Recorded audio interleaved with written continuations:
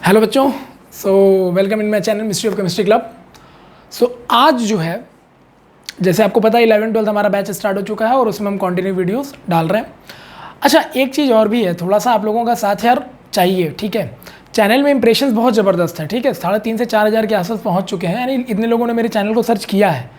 It is acceptable, but the question ये है कि ये एक एजुकेशनल चैनल है, ठीक है। बेसिकली आप जब तक इस पर्टिकुलर चैनल के मेंबर नहीं बनोगे, यानी मिस्ट्री ऑफ केमिस्ट्री क्लब के मेंबर नहीं बनोगे, आपको अपडेट नहीं मिलता रहेगा। अपडेट अगर आपको लगातार चाहिए कि हाँ भाई इस चैप्टर का ये टॉपिक आ गया, सर का ये वाला कॉन्सेप्ट आ गया, ये वाली चीज़ आ गई, ऐसा क्वेश्चन आ गया, प्लीज़ कोशिश करो कि चैनल के साथ अवेलेबल रहो, ठीक है। आप वीडियो देख करके छोड़ दो, देयर इज नो इशू, क्योंकि व्यूज़ तो काफ़ी आ रहे हैं, इंप्रेशंस काफ़ी आ रहे हैं, लेकिन जो परमानेंट मेंबर होते हैं ना, वो रियल मेंबर होते हैं जो हमारे वीडियोज़ को रेगुलर वे में वॉच कर रहे होते हैं, और उन्हीं के लिए मैं इतनी मेहनत करता भी हूँ, ठीक है। बी रेडी फॉर गाइस कि आप कोशिश करो कि चूंकि नया चैनल है तो जितना ज़्यादा हो सके इसमें मेंबर्स को इंक्रीज़ करने की कोशिश करो। अदरवाइज ये चैनल तो बहुत अच्छे मूड में चल रहा है और इसके लिए आप लोगों को बहुत बहुत थैंक यू, ठीक है। आज का जो टॉपिक है हमारा, देखिए 11-12 सेक्शन तो हमारा स्टार्ट हो चुका है, that will orbital batch and subshell batch, ठीक है। आज जो हमारा है आधार @1, आपको सभी को पता, जो 9-10 के बच्चे देख रहे हैं बेटा ध्यान दें, हमने आपके भी हर चैप्टर को ना 3 सेक्शन में बांट रखा है, आधार, प्रयास और लक्ष्य, ठीक है। आधार में हम पूरे चैप्टर का कॉन्सेप्ट क्लियर करेंगे, ठीक है, मतलब पूरा कॉन्सेप्ट, जो चैप्टर में पूरा कॉन्सेप्ट है सारा कुछ। उसके बाद फिर हम बेटा प्रयास करेंगे, मतलब कुछ क्वेश्चंस लगाएंगे जो आपके बुक से रिलेटेड होंगे, चाहे वो ICSE बोर्ड हो, चाहे CBSE बोर्ड हो, चाहे स्टेट बोर्ड हो, ठीक है। 9-10 की बात कर रहा हूँ मैं। और उसके बाद लक्ष्य का मतलब बेटा हो गया कि जिसमें KVPI, ओलंपियाड या NTSE जैसे क्वेश्चन जो होते हैं वो कैसे रिलेट कर सकते हैं वो हम देखेंगे, ठीक है। आज है आधार का फर्स्ट लेक्चर, यानी आधार का मतलब जो भी चैप्टर हम स्टार्ट करेंगे बेटा उसका फर्स्ट लेक्चर, ठीक है। न्यूक्लियस बैच, आपको पता ही, मैंने स्टार्टिंग में इंट्रो में भी बताया था कि जो 9-10 का जो हमारा बैच होगा बेटा उसको हमने न्यूक्लियस का नाम दिया हुआ है, ठीक है। 9-10 के बच्चे प्लीज ध्यान दें, आप सभी न्यूक्लियस बैच से मतलब कनेक्टेड हो। एंड न्यूक्लियस के 2 बैच थे बेटा, 9th और 10th।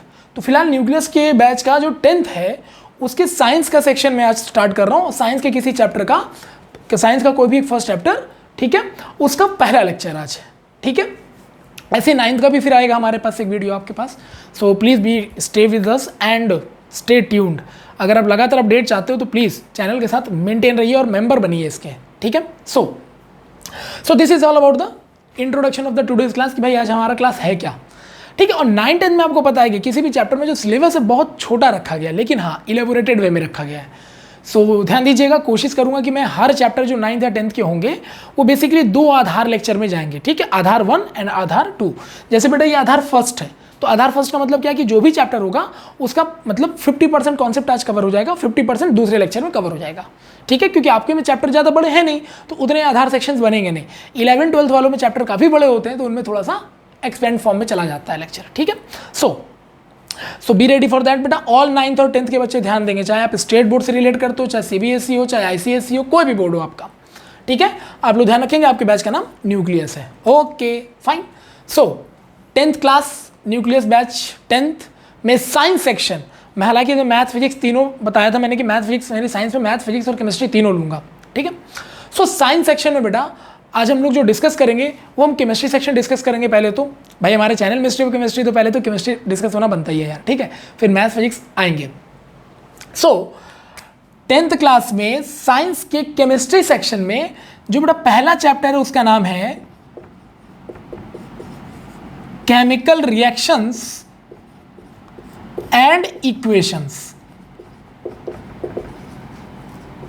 सही है, यह आपके 10th में पहला चैप्टर है। क्या चैप्टर का नाम है बताओ? Chemical reactions and equations. अब देखो तुम लोग रिएक्शंस कैसे लिखते हो, तो तुम लोग रिएक्शन लिखते हो REACTION, मैंने बोला इसको ऐसे लिखा जाएगा RX⁴N। अब अगर इसको ध्यान से पढ़ोगे तो रिएक्शन ही होगा, ठीक है। रिमेंबर दैट कि इतना बड़ा रिएक्शन लिखने से बेटर है ऐसे लिख के चलाते हैं काम, ठीक है। चलिए, हमारा जो चैप्टर है वो है कौन सा? Chemical equations, chemical reactions and equations. तो this is the first chapter of the class 10th nucleus batch, ठीक है। और इसका ये पहला लेक्चर है बेटा, तो इसको ध्यान से समझिएगा, ध्यान से बिल्कुल भी, ठीक है। Chemical reactions and equations, 2 terms यहां पर यूज हो रहे हैं, एक है केमिकल रिएक्शंस और एक है chemical equations. The first thing is that sir chemical reactions क्या है, फिर उसके बाद हम लोग बात करेंगे इक्वेशंस क्या है, ठीक है। देखो केमिकल रिएक्शंस क्या होते हैं। अगर आप ध्यान से देखो तो आपके आसपास सुबह से लेकर शाम तक हर जगह आपको केमिकल रिएक्शन दिखाई देगा, हर जगह, एवरीवेयर। जैसे आप खाना खा रहे हो, ठीक है, आप खाना खाते हो किस लिए? सर एनर्जी मिलेगी काम करने के लिए। तो यार वो एनर्जी कहाँ से आई? वो खाना गया कहाँ बॉडी में? तो वो कहीं ना कहीं आपकी बॉडी में एनर्जी को जनरेट कर रहा है। तो कैसे कर रहा है? ऐसे ही नहीं, कुछ ना कुछ तो केमिकल रिएक्शन हुआ होगा। समझ रहे हो यहाँ तक? सो रिएक्शंस इज एवरीवेयर। आप फ्रूट्स को ला के रख देते हो अपने घर पे काफ़ी दिनों तक, उसके बाद देखते हो ये सड़ गया, ऐसे कैसे? पक्का कुछ ना कुछ रिएक्शन हुआ होगा। दूध को आप रख के छोड़ दो, गर्म ना करो, सुबह देखो दूध फट जाता है, पक्का कोई ना कोई रिएक्शन हुआ होगा। ठीक है, मतलब एवरीवेयर यार। आयरन, आप मतलब लोहे का टुकड़ा देखो बहुत पुराना पड़ा हो, बारिश का मौसम चल ही रहा है, बारिश के मौसम में देखो काफ़ी पुराने लोहे टुकड़े में देखना ब्राउन कलर का एक लेयर जम जाता है, रेडिश ब्राउन टाइप का। क्या हुआ है? रिएक्शन हुआ है। समझ में आ रहा है? सो एवरीवेयर बेटा, आप हर जगह देखोगे तो केमिकल रिएक्शंस है, एवरीवेयर। तो ये मुझे बताने की आपको जरूरत नहीं है कि सर ये केमिकल रिएक्शंस क्या होते हैं। सिंपल है, whenever the chemical get in contact with each other, then something will happen, कुछ ना कुछ होगा। तो जब भी कभी दो या दो से ज़्यादा केमिकल अगर आपस में कांटेक्ट में आते हैं और उनमें किसी तरह का कुछ होता है या मिक्सअप होता है, इंटरमिक्सिंग होता है, कुछ भी होता है, तो उस वजह से कोई ना कोई आप नई चीज़ बनते हुए देखते हो, कोई नया प्रोडक्ट बनते हुए देखते हो, बेटा इसी को कहते हैं केमिकल रिएक्शन। रेगुलर लाइफ में आप कहीं भी आप इसको देख सकते हो। आप इसे भी केमिकल रिएक्शन कह सकते हो कि आप हो और आपका कोई दोस्त है, दोनों लोग बात कर रहे थे, अचानक से आपने कोई ऐसी बात बोल दी जो उसको बहुत तेज़ी से चुभ गई और वो भड़क गया बंदा।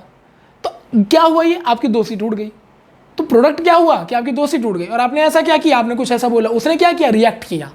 समझ रहे हो? सो केमिकल रिएक्शंस बेटा एवरीवेयर है, हर जगह है। बात समझ में आ रही है? साउथ की मूवी में आप देख लो, साउथ की मूवी में आप ध्यान से देखना, कभी भी छोटी छोटी बात पर रिएक्शन हो जाता है। समझ रहे हो? मतलब विलेन आया, हीरो से बात किया, हीरो को मतलब हीरो की ईगो पे चोट पहुंचा दी, हीरो गुस्सा आ गया, chemical reaction. So everywhere is reaction बेटा। ठीक, सो केमिकल रिएक्शन है क्या? तो जब आप वीडियोस को, लेक्चर को ध्यान से देख रहे होगे तो प्लीज ध्यान से जो बोलूंगा उसको नोट कर लिया करो, ठीक है? सो केमिकल रिएक्शंस है क्या? तो बेसिकली इसकी कोई डेफिनेशन तो आप नहीं बना सकते, लेकिन फिर भी आप बोल सकते हो कि whenever two or more different type of the chemicals came into contact with each other to define a specific type of product is called chemical reaction। ठीक है, मैं फिर से बोल देता हूं, जब दो या दो से ज्यादा रासायनिक पदार्थ, हिंदी में बोल रहा हूं, ठीक है, जब दो या दो से ज्यादा रासायनिक पदार्थ आपस में क्या होते हैं बेटा? आपस में क्या होते हैं? मिश्रित किए जाते हैं। तो उनके मिश्रण से अगर किसी प्रकार का कोई नया पदार्थ बनता है तो इसी को केमिकल रिएक्शन या रासायनिक अभिक्रिया कहा जाता है। In English, whenever two or more chemicals came into contact with each other and after intermixing they form a unique type of product, this whole phenomena is called chemical reactions। Done? So simple और सीधी भाषा में बोले तो दो लोगों का मिल करके कुछ बन जाना रिएक्शन है। समझ में आ गया? कोई डाउट तो नहीं है ना यहाँ तक? श्योर हो? पक्का? देखो, आप अगर किसी से दोस्ती करते हो तो भी वो एक केमिकल रिएक्शन है, क्योंकि वहाँ पर आपके बीच में उनके थॉट्स का रिएक्शन हो रहा होता है और वो थॉट्स अगर मैच करते हैं तो आप प्रॉपरली एक बहुत अच्छी बॉन्डिंग के दोस्त बन जाते हो। तो केमिकल रिएक्शंस आपको हर जगह मिलेगा। मैंने प्रैक्टिकल लेवल पे भी बता दिया और थ्योरिकल लेवल पे भी बता दिया कि केमिकल रिएक्शंस होते क्या हैं। ठीक है, इंडिया मैच हार गई, आप रोने लगे, this is also a type of the chemical reaction. ठीक है, आपको किसी ने गुस्सा दिला, आपने थप्पड़ मार दिया, it is also a type of the chemical reaction. ठीक है, आजकल प्यार बहुत जल्दी हो जाता है लोगों का, it is also a chemical reaction. दिल जल्दी टूट जाता है लोगों का, it is also a chemical reaction. ठीक है, आप तो देखते ही हो ना दुनिया भर के आजकल सोशल मीडिया वीडियो देखोगे, अगर 100 वीडियो देखोगे तो 90 वीडियो ऐसे मिलेंगे जहाँ आदमी का दिल टूटा हुआ है। ठीक है, आदमी का दिल टूटा हुआ है, वो बेचारा बिखरा पड़ा, उसके लगता दुनिया सिमट गई, दुनिया खत्म हो गई। मतलब वो बच्चा होगा 14-15 साल का, ठीक है, और उसकी दुनिया खत्म, क्यों? क्योंकि कोई छोड़ के चला गया। ठीक है, तो उसमें भी एक केमिकल रिएक्शन हुआ बंदे को। समझ रहे हो कि नहीं समझ रहे हो? सो ऐसा रिएक्शन हो रहा है आजकल भाई, देख लो आप। ठीक है, और बाकी तो नॉर्मल रिएक्शंस होते हो तो तुम जानते ही जानते हो। ठीक है, चलो, तो ये केमिकल रिएक्शन है बेटा। ठीक, सो केमिकल रिएक्शंस में क्या क्या पॉसिबिलिटीज हैं सर? डेफिनेशन तो मैंने हिंदी इंग्लिश दोनों में बोला है आपको। अब केमिकल रिएक्शंस में क्या क्या पॉसिबिलिटीज हैं सर? हम कैसे माने कि केमिकल रिएक्शन होते हैं? तो बहुत सारे आप प्रैक्टिकल ऑब्जर्वेशंस कर सकते हैं।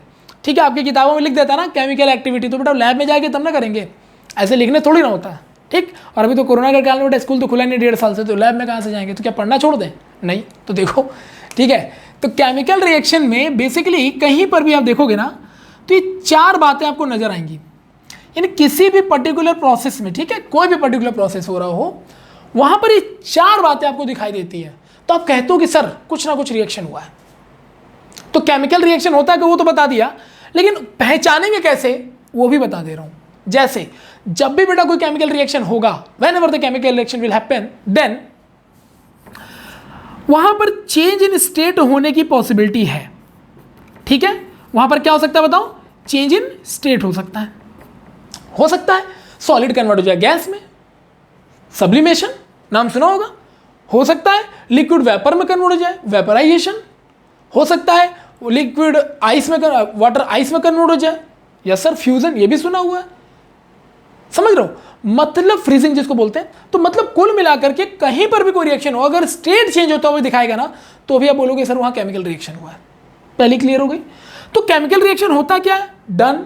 फिर पहचानेंगे कैसे, तो इन 4 में से कोई एक बात आपको नजर आनी चाहिए। दूसरी बात, चेंज इन टेम्परेचर, यह भी फैक्ट है, यह भी एक केमिकल रिएक्शन को रिप्रेजेंट करता है। क्यों टेम्परेचर में चेंज कैसे सर, अरे बहुत सिंपल है, आप वाटर लेते हो 25 रूम टेम्परेचर पे, ठीक है, अब उसका टेम्परेचर चेंज करो या उसको आप फ्रीज करके आइस बना दो, तो जब वो आइस में कन्वर्ट हो जाता है बेटा, तो टेम्परेचर में चेंजेस आते हैं, है ना, क्योंकि अब आइस बेसिकली 0 डिग्री पे एग्जिस्ट कर रहा है, जबकि जो वाटर 25 डिग्री पे एग्जिस्ट कर रहा था। तो 25 टू 0 डिग्री आने के बाद ऑब्वियसली टेम्परेचर चेंज हुआ, तभी तो उसका स्टेट चेंज हुआ। तो यानी कि आप चेंज इन टेम्परेचर भी ऑब्जर्व कर सकते हो जब भी कभी कोई केमिकल रिएक्शन होगा, ठीक है। आप लकड़ी लाए, उसको जला दिए ठंड में, हीट जनरेट हुआ, उसको आप आग हाथ तापने में यानी हाथ को यूज करने में लगा, तो गर्म करने में लगा, तो अपने आप को क्या है, केमिकल रिएक्शन, टेम्परेचर चेंज हुआ यार, सही है। और क्या हो सकता है सर, तो और एक चीज हो सकती है बेटा, evolution of heat, evolution of heat. जब भी कभी कोई रिएक्शन केमिकल रिएक्शन होगा तो हीट जनरेट होगा ही होगा, इवोल्यूशन ऑफ हीट। अब बेसिकली कोई भी रिएक्शन जब हम करते हैं ना, तो हीट का इवोल्यूशन होता है, और वो 2 तरीके से भी हो सकता है, हीट एब्जॉर्ब हो करके या हीट रिलीज हो करके, होता जरूर है, ठीक है। और चौथा and not the least point है वो, ये भी इंपॉर्टेंट है, ठीक है। तो चेंज इन स्टेट बेटा, change in temperature, evolution of heat, और सबसे बड़ी बात कई जगहों पर यह भी देखा गया है, चेंज इन कलर। ये देखिए बेटा, होता है ऐसा, बिल्कुल होता है। हम ब्लैक कलर का आयरन लाए थे मार्केट से, साइकिल खरीद के लाए ब्लैक कलर की, अब वो नहीं चलानी छोड़ दी भाई, हम तो रईस बन गए, हमारे पास बाइक आ गई, स्पोर्ट्स बाइक आ गई, कार आ गई, तो हमने साइकिल चलाना छोड़ दिया। अब वो कहीं कबाड़ में पड़ा हुआ था, बारिश वारिश होता रहा, करीबन 10-12 साल बाद याद है, देखें कैसा है, तो देख रहे हैं उसके ऊपर रेड कलर का ब्राउन, रेडिश ब्राउन टाइप का कोई लेयर जमा हुआ है। अरे सर ब्लैक साइकिल लाए थे, रेडिश ब्राउन कैसे हो गया, चेंज इन कलर, यानी रिएक्शन हुआ है। मतलब समझ रहे हो, दिस आर द रिएक्शंस। अब दिन में दोपहर में जो जबरदस्त भयंकर गर्मी पड़ रही हो, तो लोग सन स्क्रीन लगा के निकलते हैं, कहीं काले ना हो जाए, त्वचा जल ना जाए, समझ रहे हो। फेयर एंड लवली गोरे को काला, सॉरी काले को गोरा बना देता है, ठीक है। तो कलर चेंज हो रहे हैं, ये क्या है, केमिकल रिएक्शंस। हालांकि ऐसा होता नहीं है, ध्यान रखिएगा। So this is all about the things. So आप अपने आसपास कहीं पर भी ये 4 बातें नोटिस करें ना, कहीं पर भी, तो आप कंफर्म कर सकते हैं सिर्फ वहां केमिकल रिएक्शन हुआ है, डन। तो केमिकल रिएक्शन है क्या, whenever the two or more different type of the chemicals combine with each other or intermix with each other to form a unique type of the product, and during the product formation इन 4 में से कोई भी एक बात possible है। तो इन चारों में से कोई भी एक बात अगर आपको दिखाई दे जाती है, तो आप कह दोगे कि सर वो केमिकल रिएक्शन है। तो केमिकल रिएक्शन होता क्या है, डन। कैसे पहचानेंगे, डन। श्योर। सो बेटा आप 10th स्टैंडर्ड के हो, बेसिकली आपके लिए ये केमिकल रिएक्शंस के फॉर्मेट है, लेकिन अब ये रिएक्शन में होता क्या है, कितना डिटेल में जाना होता है, वो बेटा 11th क्लास में जब आप आएंगे तब डिस्कस करेंगे हम लोग, ठीक है। सो this is all about the things, okay. So chemical reactions क्या होते हैं सर, ये भी क्लियर हो गया। और सर पहचानेंगे कैसे, तो इन 4 में से किसी भी एक बात को नोटिस अगर हमने कर लिया है, तो हम रिएक्शन पहचान लेंगे कि वो केमिकल रिएक्शन ही है, okay, now the question is, बताने की तो जरूरत नहीं, चेंज इन स्टेट क्या होता है। We have 3 type of the state, solid, liquid and gas. 2 state और भी हैं बेटा, 10th के बच्चे हो आप लोग, मैं बता दे रहा हूं, थोड़ा सा ध्यान रखिएगा, हालांकि 9th में आपने पढ़ा भी होगा। टोटल हमारे पास स्टेट ऑफ मैटर अगर बोला जाए, जो मैटर हमारे सराउंडिंग में अवेलेबल है बेटा, वो 3 तरह के हम लोग मानते हैं बेसिक लेवल पर, सॉलिड, लिक्विड, गैस। हम ज्यादातर इन्हीं से घिरे हुए हैं तो हम इन्हीं की बात मानते हैं। इनके अलावा 2 और हैं, एक है प्लाज्मा और दूसरा है बेटा हमारे पास बोस आइंस्टाइन कंडेंस्ड मैटर। ठीक है, अब ये जो सॉलिड, लिक्विड, गैस है, ये तो अपने आसपास देखते रहते हैं। ठंड ज्यादा पड़ेगी, आइस, गर्मी ज्यादा पड़ी, वेपराइजेशन, इवोपरेशन, है ना, बात समझ रहे हो। तो हम ये जानते हैं सॉलिड, लिक्विड, गैस क्या है सर। हमारे आसपास कोई भी सॉलिड बॉडी हमने मार्कर पकड़ रखा है, सॉलिड है। इसके अंदर जो इंक है बेटा वो लिक्विड है ना। तो सॉलिड, लिक्विड, गैस तुम इनसे घिरे हुए, इनको तुम जानते हैं सर, इसमें नया कुछ है नहीं। लेकिन जो 2 एक्स्ट्रा है बेटा, प्लाज्मा और क्या बताया मैंने, बोस आइंस्टाइन कंडेंस्ड मैटर, ये जो 2 एक्स्ट्रा है, इनको हम कभी देख भी नहीं पाएंगे अपने आसपास। We are not much more capable to define all these 2 things. Why sir? देखो भाई, प्लाज्मा क्या है मैं आपको बताता हूं। प्लाज्मा एक्चुअली एक तरीके से फ्लूइड टाइप का होता है। जैसे मैं आपको एग्जांपल देता हूं, जैसे फ्लोरेसेंट ट्यूब है बेटा, CFL EFL आप लोग घर पे तो लगाते ही हो। तो जो फ्लोरेसेंट ट्यूब हो गया, तो जो फ्लोरेसेंट ट्यूब होता है, या neon sign bulb, neon sign bulb क्या होते हैं बेटा, तो जो आपने देखोगे ना बड़े बड़े होर्डिंग्स लगते हैं जिसमें लाइटें चमकती हैं, है ना, इवन दैट आप सनलाइट डे में, नाइट में आप उसको देख सकते हो, चमकता है। तो नियॉन साइन बोर्ड हो गया, नियॉन साइन लाइट हो गया, या जो आपका फ्लोरेसेंट ट्यूब हो गया, या जो CFL EFL में आप यूज करते हो। तो होता यह है कि इनमें जो गैस होते हैं ना, इनके अंदर गैस भरा जाता है। मान लो ट्यूब है, हमने CFL घर पे लगाया, मान लो कोई फ्लोरेसेंट ट्यूब लेके आ रहे हैं, उसमें कोई मैंने बेटा उसमें कोई गैस भर दी, सपोज हीलियम भर दिया और अदर गैसेस भर दी। अब उन हीलियम या अदर गैसेस को मैंने क्या किया, हाई इलेक्ट्रिसिटी पास कराया। तो जब हाई इलेक्ट्रिसिटी पास कराया तो बेटा गैस क्या होंगे, आयंस में टूट गए। गैस किस में टूट गए बेटा, आयंस में। अब आयंस में टूटने की वजह से वो फ्लो करते हैं, आयंस में टूटने की वजह से फ्लो करते हैं, और उनका एक कलर होता है। कलर इस बात पर डिपेंड करता है बेटा कि उसमें गैस कौन सी भरी है आपने। आप जिस तरह के नेचर का गैस भरोगे उस तरह के कलर वहां पर आपको दिखाई देते हैं। इन्हीं को कहा जाता है बेटा प्लाज्मा। मतलब अगर सच में अगर आप CFL विफल लाओगे ना, उसको तोड़ के देखोगे तो उसके अंदर लाइट या ट्यूबलाइट कुछ नहीं दिखाई देगा। वो क्या होता है, एक फ्लोटिंग लिक्विड जैसा कुछ होता है, फ्लोटिंग गैस जैसा कुछ होता है, जो आयनाइज फॉर्म में मूव कर रहा होता है। और कलर डिपेंड करता है उसमें गैस कौन सी भरी है मैंने। तो CFL ऐसा थोड़ी ना कि बेटा हमको व्हाइट कलर का ही मिलता है, ग्रीन कलर, रेड कलर, अलग अलग कलर के आपने देखा होंगे लाइटिंग आती है ना। सो this is depend on the type of the gas जो कि उसके अंदर फिल की गई है। लेकिन हाँ, ये सब थोड़े टेम्परेचर इनको हाई चाहिए होता है, तो इसीलिए इलेक्ट्रिसिटी भी इनको अच्छा खासा चाहिए होगा ताकि ये गैस को आयोनाइज कर सके। इसको प्लाज्मा कहते हैं। इसका सबसे बेहतरीन एग्जांपल और नेचुरल एग्जांपल है, चलो CFL लेवल तो हमारे घर पे कोई इशू नहीं, सबसे बेहतरीन एग्जांपल बेटा स्टार्स एंड सन। इतनी दूर होने के बाद भी चमकते हैं और दिखते हैं मुझे, ऐसा कैसे? तो बेटा इन बहुत ही हाई टेम्परेचर पे इनके अंदर वो गैस है। और कौन सा बेटा? तो वो जो चमकता है वो भी हरा नीला पीला नहीं चमकता बेटा, वो कैसा चमकता है, हमारे CFL जैसा चमकता है। मतलब समझ गए उसके अंदर कौन सा गैस होगा, हीलियम, हाइड्रोजन, इस तरह के गैस होंगे और बहुत ही हाई टेम्परेचर पे होते हैं। These are the plasmas examples बेटा, सनलाइट एंड स्टार। ये सनलाइट है और स्टार हमारे एग्जांपल हो प्लाज्मा के। समझ में आ गया प्लाज्मा क्या होता है? जो 5वां स्टेट है बेटा, बोस आइंस्टाइन कंडेंस्ड मैटर। ठीक है, बोस क्या है सर? तो Bose is the name of the scientist, Indian scientist. ठीक है, यहां तक श्योर? आप नाम सुने होंगे ना, SN बोस का सुना होगा आपने यार, नहीं सुना है तो गूगल जरूर करिएगा, उनके बारे में पढ़िएगा। कम से कम इंडियन जो साइंटिस्ट हैं उनको रिस्पेक्ट दिया करो। आइंस्टाइन, न्यूटन, ये तो बहुत जानते हैं क्योंकि सब किताबों में छाप दिया गया है, लेकिन इंडियन साइंटिस्ट इतने फेमस हैं आप नहीं जानते हो। और लिटरली आपको बताऊं, आप लोग ग्रेविटी की बात करते हो तो किसने दिया? न्यूटन ने दिया। बकवास, न्यूटन ने दिया, वो एक्सेप्टेबल है क्योंकि इतना फैला दिया गया है। लेकिन ये सब चीज़ें हम लोग के मतलब जो पहले जो सेंट या महर्षि होते तो उन्होंने बहुत पहले ये सब बता रखा है। आर्यभट्ट वो आदमी जिसने मतलब जमीन पर रह के खड़े खड़े बता दिया कि जो सन है वो सेंटर पर होता है और अर्थ उसके चारों तरफ रोटेट करता है। बाद में कैपलर ने उसको खाली प्रूफ किया यार। आर्यभट्ट के टाइम में इंस्ट्रूमेंटल कोई ऐसी चीज थी नहीं ना कि वो ऐसा प्रूफ कर पाते। लेकिन जो आदमी सोचो जिसने प्रेडिक्शन इतने सालों पहले किया वो बाद में जाके सच साबित होता है, तो बड़ा कौन हुआ यार? दैट्स अ सिंपल थिंग ना। ओके, सो ये है, ये कॉन्सेप्ट है।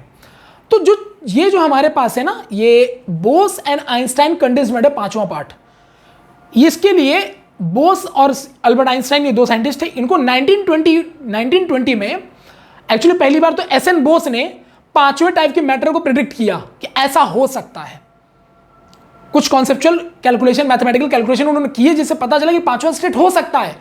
आइंस्टाइन ने उस मैथमेटिकल कैलकुलेशन का यूज करके यह बात बिल्कुल सच साबित की कि yes it may be exist. और कॉर्नेल, कॉटलेरी एंड वीन, ये 3 साइंटिस्ट है यूएसए के जिन्होंने 2001 में यह कंफर्म किया कि yes the 5th state of the matter is also possible which is, और उनको नाम क्या दिया, उन बंदों के नाम पे दिया जिन्होंने पहली बार इनको ऑब्जर्व किया था, नाम था बोस और आइंस्टाइन। तो इस तरह से बेटा बोस आइंस्टाइन कंडेंस्ड मैटर आया। कंडेंस्ड मैटर क्या होता है, तो बेटा कहीं पर भी किसी भी गैस को, ठीक है, या एयर की बात कर लो या गैस की बात कर लो, तो एयर का जो डेंसिटी होता है ना, उससे 1000 टाइम लो डेंसिटी तक उसको कूल किया जाता है। इतना हाई प्रेशर दिया गया होगा, सोचो आप कि बहुत हाई प्रेशर पे किसी गैस या एयर जैसी चीज को हम इतना ज्यादा उसको प्रेशराइज करें कि वो अपने नॉर्मल डेंसिटी का 1/1000 टाइम कम हो जाए एट एक्सट्रीमली कूल टेम्परेचर, बहुत ही ठंडे टेम्परेचर तक उनको ले जाएंगे तो कंडेंस होकर बिल्कुल जम जाएंगे। उस सिचुएशन पे जो बेटा मैटर एग्जिस्ट करता है उसको कहते हैं बोस आइंस्टाइन कंडेंस्ड मैटर।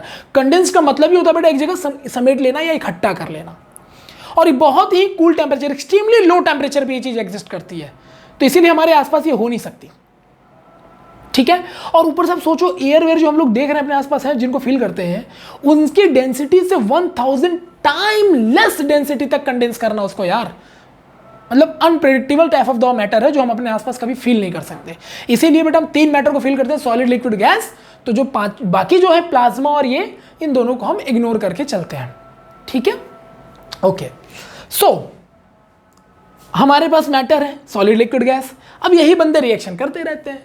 अब कोई भी हमारे आसपास मटेरियल है तो सॉलिड होगा, तो लिक्विड होगा, तो गैस होगा। तो इन्हीं मटेरियल का आपस में एक्सचेंज होना, किसी के साथ रिएक्ट कर जाना, कुछ भी हो जाना, all these things are chemical reactions. और ये गॉड गिफ्टेड है हमें यार, हमने नहीं, इसको किसी साइंटिस्ट ने इन्वेंट नहीं किया कि अच्छा ये chemical reaction, no, god gifted है, गॉड गिफ्टेड है ये सब चीजें।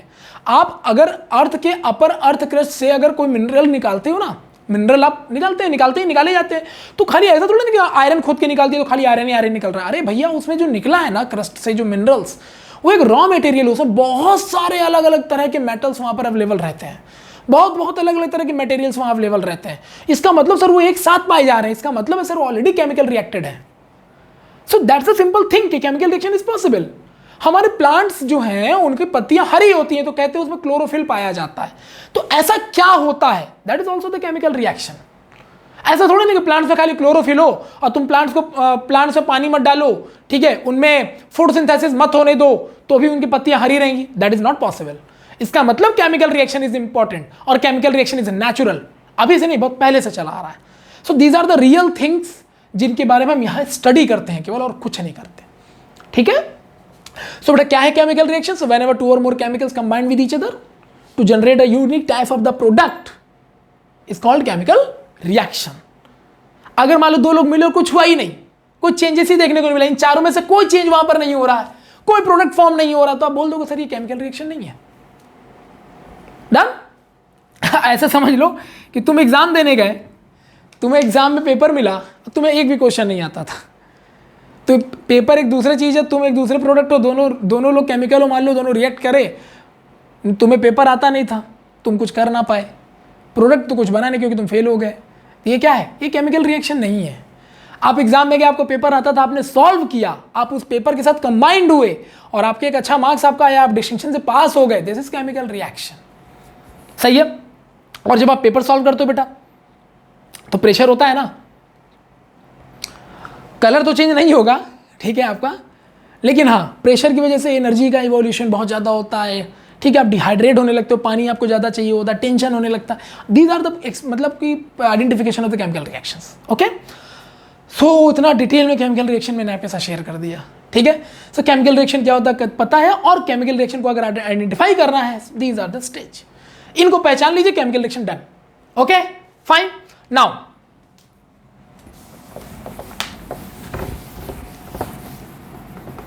the question is, okay sir, chemical reaction done, now what about the sir chemical equations? What about the chemical equation sir? So देखो, जब तुम कोई केमिकल रिएक्शन करते हो, सही है, तो एक केमिकल रिएक्शन के 3 कंपोनेंट होते हैं बेसिकली। देखो, केमिकल रिएक्टेंट के जो कंपोनेंट्स होते हैं बेटा, उसको ध्यान से समझिएगा।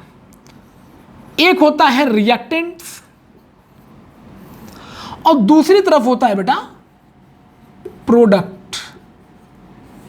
ठीक है, रिएक्टेंट्स एंड प्रोडक्ट्स। ठीक है, लेकिन मैं आपको एक नई चीज और बता रहा हूं, इस चैनल में आए हो तो वो चीज नहीं बताऊंगा जो किताबों में छपा हुआ है।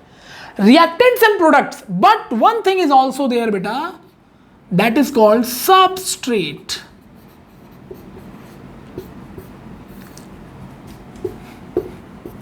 सो आप अगर इस particular mystery of chemistry club के मेंबर हैं तो आपके लिए कुछ स्पेशल ट्रीटमेंट बनता है।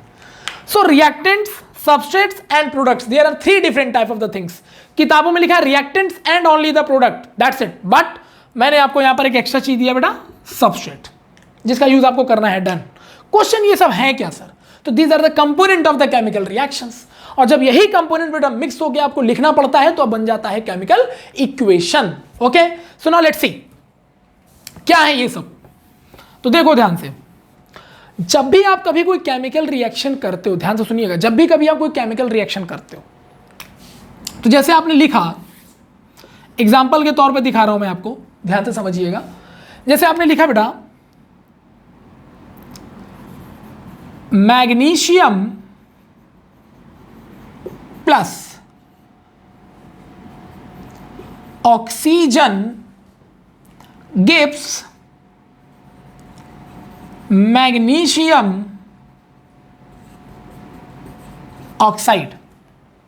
ठीक, तो ये आपने मान लो कुछ लिखा, आपने कहीं देखा ये कि जब मैग्नीशियम को ऑक्सीजन के साथ हम कांटेक्ट में लाए तो उनमें आपस में कुछ हुआ और एक यूनिक प्रोडक्ट मैग्नीशियम ऑक्साइड बन गया। तो देखो देखो, ये जो एरो दिख रहा है तुम्हें, ये एरो, ये वाला एरो, ये वाला, तो बेटा ये हेड किसकी तरफ है? तो एरो का हेड है बेटा प्रोडक्ट की तरफ। तो याद रखिएगा किसी भी रिएक्शन में जो हेड होगा ये हमेशा प्रोडक्ट की तरफ ही होगा। बेटा टेल किसकी तरफ है? तो ये जो टेल है ना, मैंने ये वाला पोर्शन बेटा तुम्हारा हो गया प्रोडक्ट। अब जो टेल है ना, इसमें ये वाला जो पोर्शन है पूरा यहां से लेके यहां तक बेटा, ये देखो ये वाला पोर्शन, इसको कहा जाता है आपकी बुकिश लैंग्वेज में रिएक्टेंट्स। दीज आर द बेटा रिएक्टेंट्स। यानी एक रिएक्टेंट्स मैग्नीशियम है, एक रिएक्टेंट्स ऑक्सीजन है, तो टेल हमेशा उन्हीं की तरफ होगा। यानी रिएक्टेंट्स वो हैं, वो कंपोनेंट्स हैं जो आपस में इंटरमिक्स होते हैं या कंबाइंड होते हैं, और जो बना वो है प्रोडक्ट, उसकी तरफ एरो होता है। डन। तो रिएक्टेंट्स और प्रोडक्ट्स, तो जनरली आपकी बुक्स में क्या लिखा हुआ है कि किसी भी रिएक्शन में 2 कंपोनेंट होते हैं, एक रिएक्टेंट्स और एक प्रोडक्ट्स, वो मैंने आपको यहां डिफाइन कर दिया। ठीक है, लेकिन मैं आपको समझाना चाहता हूं सॉरी यार। So magnesium oxygen, then we get magnesium oxide. Done. यहां तक तो क्लियर है सर, रिएक्टेंट्स भी समझ में आ गया, प्रोडक्ट भी समझ में आ गया। तो रिएक्टेंट्स क्या है? वो कंपोनेंट जो आपस में क्या होते हैं? रिएक्ट करते हैं। यानी what do you mean by the reactants बेटा? Those react with each other. ठीक, जो आपस में रिएक्ट करते हैं एक दूसरे के साथ, उन्हें रिएक्टेंट्स कहा जाता है। या ये भी कह सकते हो वो एक ऐसा पार्ट जो प्रोडक्ट को फॉर्म करता है। एक ऐसा पार्ट जो बेटा किसको फॉर्म करता है बताओ? प्रोडक्ट को फॉर्म करता है। अब सर प्रोडक्ट क्या है? तो ये बताने की तो जरूरत नहीं है, आपको सबको पता है कि रिएक्शन में जो फाइनली जो हम ऑब्टेन्ड करते हैं रिजल्ट, उसे प्रोडक्ट कहते हैं। The final obtained result in a reaction is called product. फिर से सुन लीजिए, लिख लीजिएगा, the final obtained result is in a reaction is called product. And what do mean by the reactants बेटा? Those component of reaction which react with each other to form product. Those component of reaction which react with each other to form products. These are the things. What do you mean by reactants and what do you mean by product? So I hope it is clear to all of you till now. But the thing is, sir, आपने एक word use किया था substrate. ये क्या होता है? आइए check करते हैं।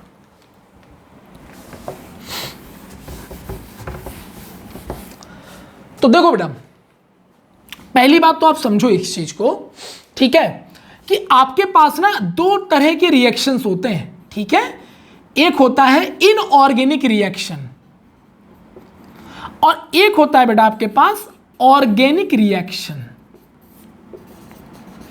सर ये इनऑर्गेनिक ऑर्गेनिक क्या होता है? बहुत सिंपल है बेटा, इन मतलब नहीं होगा, नॉन नहीं, बिना उसके, ऑर्गेनिक, ऑर्गेनिक मतलब बेटा यहां पर हो गया कार्बन। बिना कार्बन का कोई भी कंपाउंड अगर रिएक्शन करेगा तो इनऑर्गेनिक रिएक्शन। ऑर्गेनिक मतलब कंटेंट कार्बन, जिनमें कार्बन कंटेंट होगा। 10th में एक चैप्टर है ना कार्बन से रिलेटेड, वहां डिस्कस करूंगा पूरा डिटेल में, ठीक है। सो यहां पर ध्यान सुनिएगा, inorganic without carbon, organic with carbon, ठीक है। तो बेटा ये जो नॉन कार्बन है और ये विद कार्बन है, देखो बेटा विद ऐसे भी लिखा जा सकता है, ध्यान रखना, इसे बड़ी नई नई चीज बता रहा हूं। विद ऐसे प्लस सी करके लिख सकते हो, ठीक है, खैर लिखना हो ना लिखना हो, it is up to you. तो विद कार्बन, विदाउट कार्बन, तो जब भी कोई ऐसा कंपाउंड जो विदाउट कार्बन होगा अगर वो रिएक्शन करेगा बेटा तो इनऑर्गेनिक रिएक्शन, और जब भी ऐसा कोई कंपाउंड जो विद कार्बन रिएक्शन करेगा बेटा वो ऑर्गेनिक रिएक्शन। अब दुनिया में जितने भी इनऑर्गेनिक रिएक्शंस होंगे उसमें कार्बन का कंपाउंड नहीं होना चाहिए, तो इनमें ना जब आप रिएक्शन करोगे बेटा तो ये फैक्ट है कि रिएक्टेंट से प्रोडक्ट बनेगा। क्या बनेगा? रिएक्टेंट से प्रोडक्ट बनेगा, जो जनरली हमने अभी थोड़ी देर पहले आपको डिस्कस भी किया। सो किसी भी इनऑर्गेनिक रिएक्शन में बेटा दो ही कंपोनेंट होते हैं। वो दो कंपोनेंट कौन कौन से होते हैं सर? तो वो दो कंपोनेंट होते हैं reactants and products. These are the only two components for the inorganic reaction where the carbon contained compound does not exist. अब ऑर्गेनिक में क्या होता है, ध्यान से सुनिएगा। ऑर्गेनिक रिएक्शन में बेटा एक होता है तुम्हारे पास रिएक्टेंट, दूसरा होता है तुम्हारे पास, ये देखिए ये वर्ड जो मैंने बिल्कुल अलग से यूज किया था, substrate, and then after you will get बेटा प्रोडक्ट। ये देखिए, यानी ऑर्गेनिक रिएक्शन में सारे रिएक्टेंट्स नहीं हो सकते, उसमें से एक बंदा रिएक्टेंट होगा तो एक बंदा सबस्ट्रेट होगा। ये आप किसी किताब में नहीं पाओगे 10th में। तो this is the uniqueness of our channel, ठीक है। सो रिएक्टेंट तो सर समझ में आ गया, आपने बोला those component which participating in a reaction to define a product is called reactant, okay sir. But sir इस रिएक्शन में तो रिएक्टेंट के साथ साथ सबस्ट्रेट भी हो रहा है सर, अब ये क्या है? तो ध्यान से सुनिए, किसी भी ऑर्गेनिक रिएक्शन के रिएक्शन में एक चीज होती है, अब उसको मैं थोड़ा शॉर्ट वे में समझा रहा हूं। रिएक्टेंट और सबस्ट्रेट, ये आपको लग रहा है कि रिएक्टेंट में बोला था वो कंपोनेंट जो रिएक्शन में पार्टिसिपेट करता है। अगर इसको इजी वे में लेके जाना तो देखो सुनो, आज की बात याद रखना बेटा, हम जब भी रिएक्टेंट्स की बात करेंगे ना, whenever we talk about the reactants, तो रिएक्टेंट को हम लोग अपनी लैंग्वेज में बोला करेंगे अटैकर, याद रखिएगा, अटैकर्स, ठीक है। ऐसे ऑर्गेनिक में बेटा रिएक्टेंट्स क्या है? Attackers, clear. तो इजी वे में अगर किसी को समझाना हो तो रिएक्टेंट्स को पूछो what do you mean by reactants, तो you can also say that कि those components which participating in a reaction to define a product is called reactants. But एक लाइन में खत्म करना, what do you mean by reactants? Attackers. बताता हूं क्या है। और बेटा सबस्ट्रेट, ये यूनिक है, बिल्कुल तुम्हारे लिए नया है। सबस्ट्रेट, इसको बेटा बोला जाता है अटैक्ड। ये देखिए, attacker and attacked, then we get the product. This is the reaction of the organic form. So whenever the compound with carbon, जब भी कोई कंपाउंड कार्बन के साथ होगा ना तो वहां पर ये इंसिडेंट होना तय है। और अगर प्योर इनऑर्गेनिक यानी विदाउट कार्बन कोई कंपाउंड रिएक्शन कर रहा है बेटा तो वहां पर यही फिनोमेना होना है, ठीक है। बेसिकली जो 10th की बुकें पढ़ते हो उसमें यही ज्यादातर दिखाया जाता है, और उसमें वो लोग ऑर्गेनिक की रिएक्शन भी करा डालते हैं, लेकिन ऑर्गेनिक की रिएक्शन में केवल रिएक्टेंट्स वहां होता ही नहीं है, वहां रिएक्टेंट्स के साथ बेटा सबस्ट्रेट होना कंपलसरी है। So these are the difference, यही छोटी छोटी चीजें बता रहा हूं जो आपको बुक्स में नहीं मिलने वाली, ठीक है। इसीलिए कह रहा हूं कि बेटा मेंबर्स बनते चले जाइए। I hope it is clear. तो सर ये अटैकर्स अटैक का क्या कॉन्सेप्ट है आप बताओ? मैं बताता हूं। अटैकर, आप दो दोस्त हो, एक बंदे को पैसे की जरूरत है, जिसे जरूरत होगी वो अटैक करेगा, वो आपसे मदद मांगेगा, आपसे कांटेक्ट करेगा, और आपसे उसने मदद मांगा है तो आप सबस्ट्रेट हो, यू आर अटैक्ड, आपको आप पर अटैक किया किसने? जिसको नीड था। ये वो अटैक नहीं है बेटा जो मूवीज में होता है, ठीक है ना, वो सब नहीं है, नॉर्मल लाइफ अटैक, समझ लो। मतलब जिसको जरूरत है वो आपके पास आएगा, और आपके पास जो आया आप सबस्ट्रेट हो गए। आपको जरूरत है, आप किसी के पास गए तो आप रिएक्टेंट, जिसके पास आप गए वो सबस्ट्रेट। ये दुनिया का बेटा एक सिंपल सा कॉमन लॉ है। अगर इंसान है तो एक इंसान को दूसरे इंसान की जरूरत पड़ती ही पड़ती है। तो किसी भी समय में बेटा आप रिएक्टेंट होते हो, दूसरा सबस्ट्रेट होता है, या बेटा किसी समय पर आप सबस्ट्रेट होते हो, दूसरा रिएक्टेंट होता है। यही है केमिकल रिएक्शन का कॉन्सेप्ट बेटा। और इनमें इनऑर्गेनिक वाले में सारे रिएक्टेंट्स होते हैं, सारे अटैकर होते हैं, उनमें सबस्ट्रेट कोई नहीं होता। मतलब कहने का कि ऑल द अटैकर्स, अटैकर मतलब जो नीड होता है जिनको, यानी इनऑर्गेनिक कंपाउंड ज्यादातर अनस्टेबल होते हैं। बेसिकली वो रिएक्शन तुरंत करना चाहते हैं, they form product very fast. So इनमें इसीलिए सारे के सारे बेटा रिएक्टेंट्स होते हैं। अगर मान लो इनऑर्गेनिक की रिएक्शन में दोनों रिएक्टेंट्स है तो दो लोग रिएक्शन जब करेंगे तो एक दूसरे से टकराएंगे नहीं, एक दूसरे पर अटैक करेंगे, तो that will form the product very fast. तो यहां पर रिएक्टेंट्स ही केवल है, क्योंकि इसका मतलब है कि दोनों के दोनों अटैकर हैं, दोनों को नीड है, दोनों को रिएक्शन करना है, तो ऐसे रिएक्शन जनरली फास्ट होते हैं। ठीक है। ऑर्गेनिक में क्या है, एक को नीड है, एक को नीड नहीं है, तो उस केस में रिएक्शन थोड़ा सा स्लो होता है। भाई नीड जिसको है वो गया, अब जिसको नीड नहीं है, जिसके पास वो गया है, वो सोचेगा ना कि भाई मदद करें या ना करें। हालांकि ये केमिस्ट्री है, केमिस्ट्री में मदद होता है। याद रखिएगा, अगर आपकी केमिस्ट्री बहुत अच्छी है ना तो you are definitely a good person. ये आप लिख के ले लो, अगर आपकी केमिस्ट्री बहुत अच्छी है तो आप एक बहुत अच्छे इंसान हो। बताए क्यों? क्योंकि जब तक पूरी केमिस्ट्री आप सीखोगे ना तब आपको समझ में आएगा कि केमिस्ट्री क्या है। केमिस्ट्री में ये कॉन्सेप्ट नहीं है कि कोई नीड यानी कोई मदद मांगने आया तो हमने नहीं ऐसा नहीं, हम नहीं करेंगे, दुनिया कलयुग है, हम काहे करें। नहीं, केमिस्ट्री कहता है कि मेरे दर पे कोई मतलब मेरे से कोई मदद मांगने आएगा ना तो मुझे खुद को बर्बाद करना पड़े लेकिन मैं सामने वाले की मदद करूंगा। ये है फैक्ट। तो ऑर्गेनिक रिएक्शन में बेटा रिएक्टेंट अटैक करने गया किसके पास? अटैक्ड यानी सबस्ट्रेट के पास। सबस्ट्रेट अपने आप को पूरी तरह से डिस्ट्रॉय कर भले ले, लेकिन वो रिएक्शन करने के लिए उसकी मदद जरूर करेगा। This is the fact of the chemistry. हम इंसानों की तरह ये कंपाउंड नहीं है कि मदद करने आ रहे, नहीं हम नहीं करेंगे, छोड़ बेकार है। समझ रहे हो? केमिस्ट्री का एक रूल है, मदद के लिए कोई आया है तो उसको मदद करो, चाहे उसके लिए तुम्हें खुद बर्बाद क्यों ना होना पड़े। So this is the all about the chemistry बेटा। समझ रहे हो? यानी organic chemistry is the true love. समझ में आ गया? There is the true love कि अगर नीडर यानी अटैकर यानी जिसको नीड है वो अगर आ गया तो आपको मदद करना है। इसी को ट्रू लव कहा जाता है। ठीक है, ट्रू लव जो भी बोलते हो तुम लोग। सो this is all about the thing. ठीक है। सो एक बेटा हमें याद रखना, इनऑर्गेनिक रिएक्शंस को फेस करना है और एक हमें ऑर्गेनिक रिएक्शन को फेस करना है। अब हमें पता है कि किताबों के अकॉर्डिंग रिएक्टेंट्स और प्रोडक्ट, हमने रिएक्टेंट्स का नॉर्मल डेफिनेशन भी दे दिया कि those component which participating in a reaction to form a product is called reactants. And what do you mean by the product? The final result which obtained through a reaction is called product. But what about the substrate? The substrate is the essential part of the organic reaction on which reactant should attack. On which reactant should attack. Done? So याद रखिएगा, जब भी आपको reactions करोगे तो please ये चीज check कर लेना कि यार वो इनऑर्गेनिक रिएक्शन है या ऑर्गेनिक रिएक्शन है। आंख बंद करके रिएक्टेंट्स मत बोला करो। ऑर्गेनिक में बेटा रिएक्टेंट के साथ सबस्ट्रेट भी होगा, मतलब ऑर्गेनिक में एक मदद वाला होगा, एक मदद देने वाला होगा।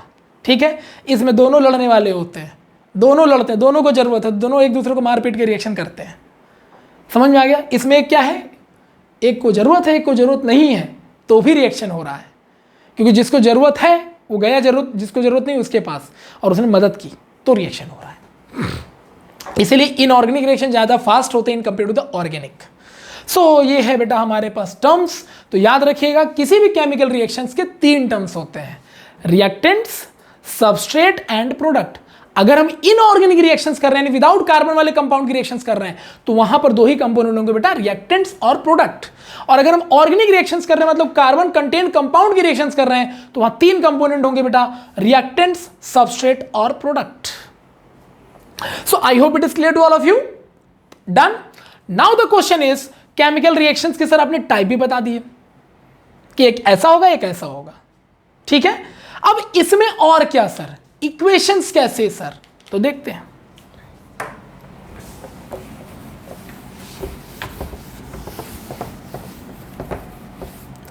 ठीक है, अब ध्यान से सुनो।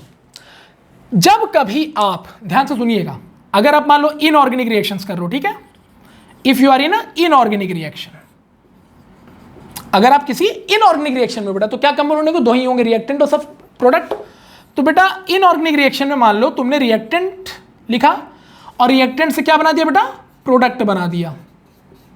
ठीक है, so when ever you just define any reaction in the form of this one, मतलब आपने रिएक्टेंट्स लिखा लेफ्ट हैंड साइड और बेटा प्रोडक्ट लिखा राइट हैंड साइड। इस तरह से किसी भी रिएक्शन को शो कर देना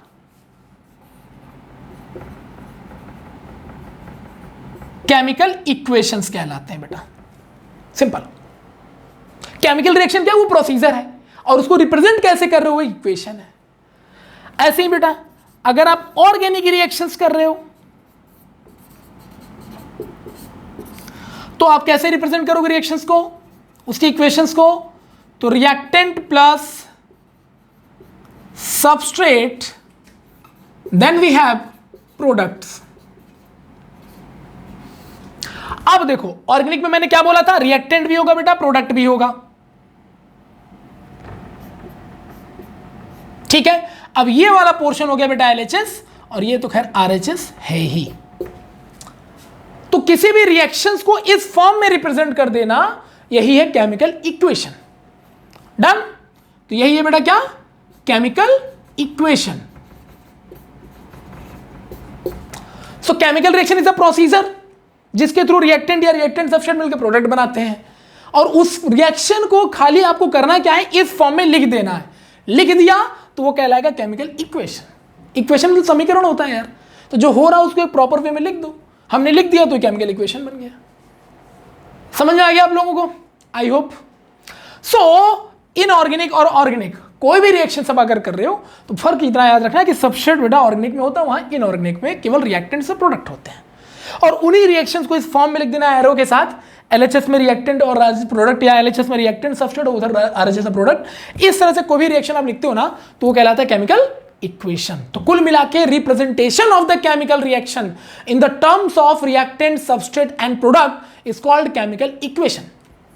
फिर से बोल दे रहा हूं, जब भी कभी किसी रिएक्शन में रिएक्टेंट और प्रोडक्ट या रिएक्टेंट सबस्ट्रेट या प्रोडक्ट को एक इक्वेशन के फॉर्म में रिप्रेजेंट किया जाता है, उसी को कहा जाता है केमिकल इक्वेशन। डन। सो जब भी कभी बेटा आप रिएक्टेंट सबस्ट्रेट और प्रोडक्ट को एक पर्टिकुलर पैटर्न फॉर्म में रिप्रेजेंट करते हो, LHS RHS फॉर्म में रिप्रेजेंट करते हो, उसी को कहा जाता है केमिकल इक्वेशंस। और केमिकल रिएक्शन क्या बेटा, वो भी मैंने बता दी। Whenever two or more chemical combine with each other to form a product is called chemical reaction. So chemical reaction एक प्रोसीजर है कि ऐसा हो रहा है, और उसको वो कैसे हो रहा है उसको केवल एक इक्वेशन फॉर्म में दिखा देना केमिकल इक्वेशंस है। तो ये था तुम्हारा बेटा चैप्टर का intro, chemical reactions and chemical equations. Chemical reactions में क्या क्या चेंजेस होते हैं वो भी मैंने आपको बताया, कैसे दिखाते हैं वो भी बताया, इक्वेशंस को कैसे दिखाते हैं वो भी बताया, जो आपकी बुक में नहीं है वो भी बताया, है ना। नाउ द क्वेश्चन इज कि सर ये केमिकल रिएक्शंस और केमिकल इक्वेशंस हमें दोनों बातें समझ में आ रही हैं। Now the question is sir कितने तरह के केमिकल रिएक्शंस होते हैं जो हमारे आसपास फैले पड़े हैं। तो आपकी बुक के अकॉर्डिंग बेटा या तो कॉम्बिनेशन, या तो डिकम्पोजिशन, या डबल डिकम्पोजिशन, या डबल डिस्प्लेसमेंट, ठीक है, सॉरी कॉम्बिनेशन, ठीक है, या फिर बेटा डिकम्पोजिशन, या तो डिस्प्लेसमेंट, या तो डबल डिस्प्लेसमेंट, या तो ऑक्सीडेशन, या तो रिडक्शन। ये 6 तरह के रिएक्शंस आपके 10th स्टैंडर्ड में है। लेकिन मैं चाहता हूं कि चूंकि आप देखो 10th में NTSC देते हो, कई बच्चों कई सारे जगह के एंट्रेंस एग्जाम चेक करते हो, कई लोग KVPY या ओलंपियाड के लिए जाते हो 11th में, तो पहले से बेस अगर मजबूत रखना है। कई लोग IT के लिए सोच भी रहे होगे कि सर 10th के बाद हम साइंस लेकर IT करेंगे या नीट करेंगे, तो उस हिसाब से मैं पहले से ही अगर आपका बेस मजबूत कर दूं तो 11th-12 में आपको ज़्यादा इशू नहीं होगा। तो ये 6 रिएक्शन या 5 रिएक्शन जो 10th स्टैंडर्ड में है वो तो मैं आपको बताऊंगा ही बताऊंगा, साथ में कुछ एक्स्ट्रा बातें भी आपके साथ शेयर करूंगा, ठीक है। अगर आप इस चैनल में आए तो डेफिनेटली आपके बहुत फायदे होने चाहिए, एक ही तीर से कई सारे शिकार हो जाए, है ना। तो केवल 10th नहीं, 10th तो मेरा पूरा प्रॉपर कवर हो जाएगा, उसके अलावा भी बहुत सारी चीजें कवर हो जाएंगी। सो दिस इज द बेटा beauty of this channel. So please keep supporting us, और जितना हो सके अपने दोस्तों के साथ इसको शेयर करिएगा। सो बेटा ये था हमारा आधार lecture first of class 10th nucleus batch. The first chapter is chemical reactions and equations, और हमने पहले लेक्चर में आपको डिटेल में बताया कि केमिकल रिएक्शंस या इक्वेशंस क्या होते हैं, और उनमें डिफरेंशिएट करना सिखाया, कैसे डिफाइन करते वो भी बताया। अब अगला और सेकंड लेक्चर और last lecture of this chapter, क्योंकि हर 10th या 9th का हर चैप्टर 2 लेक्चर में खत्म हो जाएगा बेसिकली, मैं कितना भी डिटेल में बताऊं तो भी। तो इसका सेकेंड लेक्चर हम सीखेंगे कि कितने तरह के केमिकल रिएक्शंस हो सकते हैं और उनको बैलेंस कैसे करते हैं। डन। सो मिलते हैं बेटा आप लोगों से नेक्स्ट क्लास में। आई होप कि आपको आज की क्लास बहुत अच्छा लगा होगा 10th के स्टैंडर्ड पे। सो आई होप कि आप इसी तरह एंजॉय करेंगे, और हमेशा याद रखिएगा it is not only for the 10th, it is also with the JEE entrance and NEET entrance के लिए आपको मतलब प्रमोट करना, आपको इंस्पायर करना, ठीक है, ये भी मेरा मोटो होता है, ताकि जो बच्चा 10th में साइंस ले रहा है और उसके मन में अगर साइंस छोड़ देंगे, नहीं, मैं दोबारा आपका इंटरेस्ट जगाऊंगा, बस थोड़ा सा मेरा साथ देते रहिए, ठीक है। तो मिलते हैं आप लोगों से नेक्स्ट क्लास में, तब तक के लिए बेटा बाय बाय, टेक केयर और अपना ध्यान रखिएगा। Thank you.